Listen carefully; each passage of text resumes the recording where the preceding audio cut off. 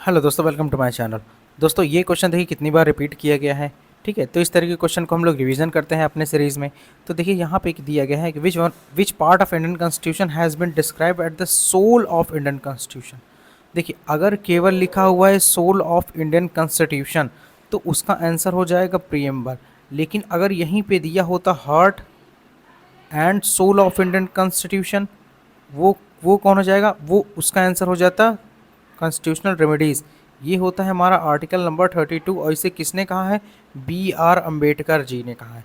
तो don't confuse with that. अगर केवल सोल लिखा हुआ है तो प्रीएम्बल हो जाएगा, किसने कहा है, के सी मुंशी जी ने कहा है।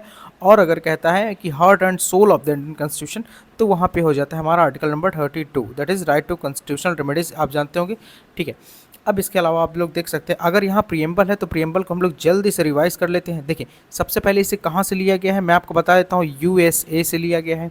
ठीक है, बेस्ड किस पर बेस्ड है, ऑब्जेक्टिव रेजोल्यूशन किसने पास किया था, नेहरू जी ने पास किया था, उसी पर ये बेस्ड है। और इसे अडॉप्ट कब कर लिया गया था, कॉन्स्टिट्यूएंट असेंबली द्वारा 26 नवंबर 1949। एक बार केवल अमेंड किया गया है। तो मतलब क्या कहा जा सकता है, क्या अमेंडेबल है, बिल्कुल अमेंडेबल है भाई। एक बार अमेंड किया गया है ना तो मतलब इसको अमेंड हम लोग कर सकते हैं। अब आपसे क्वेश्चन कभी कभी पूछता है कि भाई ये हमारे कॉन्स्टिट्यूशन का पार्ट है या नहीं है। देखिए हमारे कॉन्स्टिट्यूशन का ये पार्ट है, पहली चीज़ पार्ट ऑफ इंडियन कॉन्स्टिट्यूशन। ठीक है, एक इंटीग्रल पार्ट है, लेकिन इन्फोर्सेबल नहीं है, मतलब इसका वायलेट होता है कहीं पर कोई तो आप इसको इन्फोर्स नहीं करा सकते हैं कि ऐसा हमारे इंडियन कॉन्स्टिट्यूशन में लिखा गया है, इसलिए हम इसे एक तरीके से वायलेट हो रहा है तो हमें इसका जस्टिस दीजिए। ठीक, तो हम ये नॉन जस्टिसएबल हो गया। Neither a source of power to legislate, इसी का मतलब हो गया। ठीक, अब बेरुबारी केस आया था 1960 में जिसमें कहा गया था preamble is not a part of Indian constitution. Kesavananda Bharati case आया 1973 में, इसमें कहा गया preamble is a part of Indian constitution. और बाद में LIC केस आता है, इसमें भी फिर से दोहराया गया कि preamble is a integral part of Indian constitution.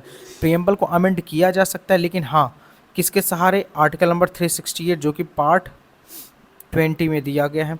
अच्छा ये चीज़ तो है ही है, इसके अलावा प्रीएम्बल को अमेंड किया जा सकता है लेकिन बेसिक स्ट्रक्चर का वायलेट नहीं होना चाहिए। तो एक बार ही केवल प्रीएम्बल अमेंड हुआ है 42nd कॉन्स्टिट्यूशन अमेंडमेंट एक्ट में, 3 वर्ड जोड़े गए थे, सोशलिस्ट, सेकुलर एंड इंटीग्रिटी, ये चीज़।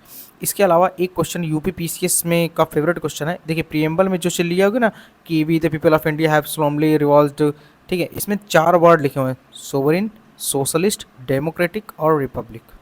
ये 4 का सीक्वेंस पूछता है, 2023 में पूछा गया था। इसके अलावा जैसे मैं बता दूं क्वेश्चन क्या पूछा जाता है, एक क्वेश्चन और बता देता हूँ। इसमें देखिए जो हमें दिया गया है जस्टिस 3 प्रकार का दिया गया है, कौन सा, सोशलिस्ट, सोशल, इकोनॉमिक, जितना बोलते हैं लिख लीजिएगा, एंड पॉलिटिकल।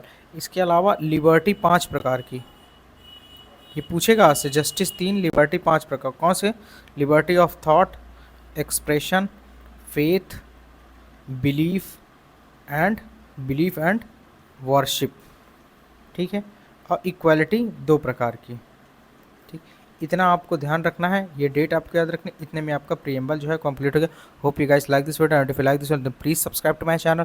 जय हिंद, जय भारत, वंदे मातरम। मिलते हैं नेक्स्ट वीडियो में। USA से लिया गया, ध्यान दीजिए।